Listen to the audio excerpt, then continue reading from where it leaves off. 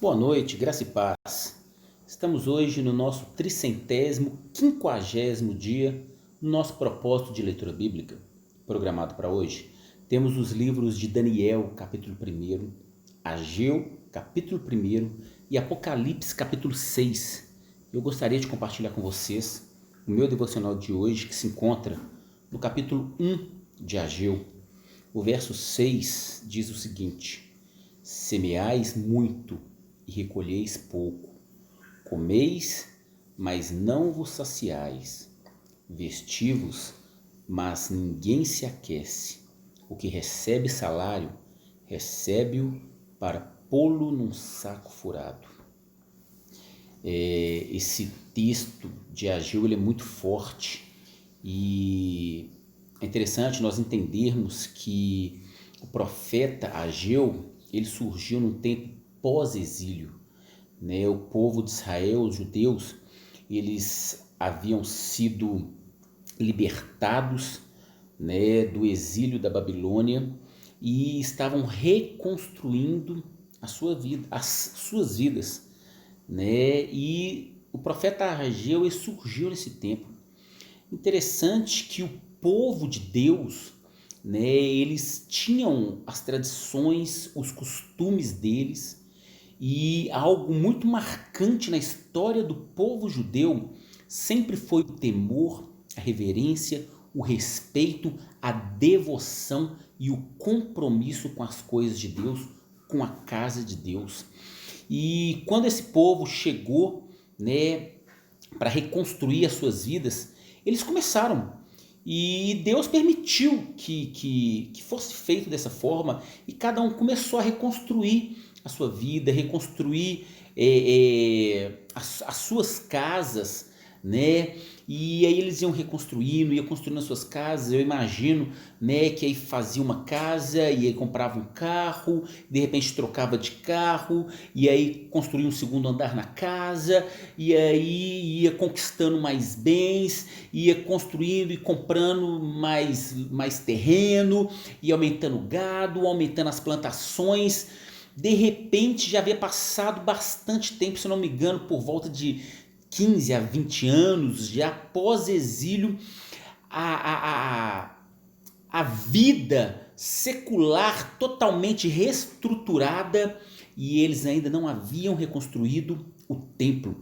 Eles não tinham se preocupado com as coisas do Senhor, porque o templo, né, principalmente naquele tempo, o templo era o lugar onde a presença do Senhor era manifesta.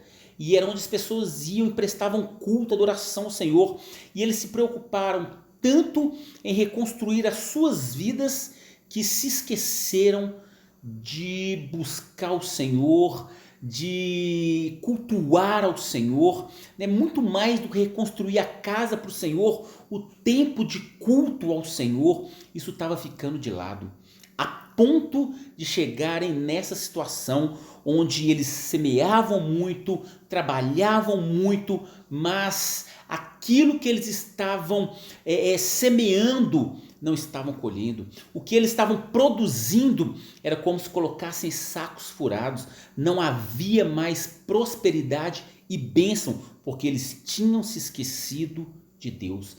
Deus que os havia libertado do cativo da Babilônia. Deus que deu a eles condições, força, ânimo para reconstruírem as suas vidas, mas eles deixaram o Senhor de lado. Deixaram de prestar honras, culto ao Senhor, porque eles estavam num ponto onde só se preocupavam com os seus prazeres, com as suas coisas e deixaram as coisas do Senhor para segundo plano, ou pior, nem segundo plano. Eles se esqueceram totalmente do Senhor e o profeta Ageu ele foi levantado para abrir os olhos daquele povo que eles estavam deixando o principal de lado. E eu vejo como mensagem principal em cima desse texto e que o Senhor tem nos falado na própria palavra dele: nós precisamos priorizar o Senhor, o seu reino, a sua justiça e todas as demais coisas. A nossa vida, os nossos bens, o nosso trabalho que produzimos nos vai ser acrescentado, nos virá por acréscimo, nos virá por consequência de confiar e depender do Senhor. Mas Deus, o culto ao nosso Senhor, a reverência, isso precisa estar no lugar correto, que é o principal, que é o primeiro lugar nas nossas vidas. Precisamos ter isso como uma regra de vida, nunca deixar as coisas de Deus para segundo plano. Às vezes passamos por situações onde temos produzido e não temos experimentado daquilo que temos produzido. Talvez porque temos deixado o Senhor de lado.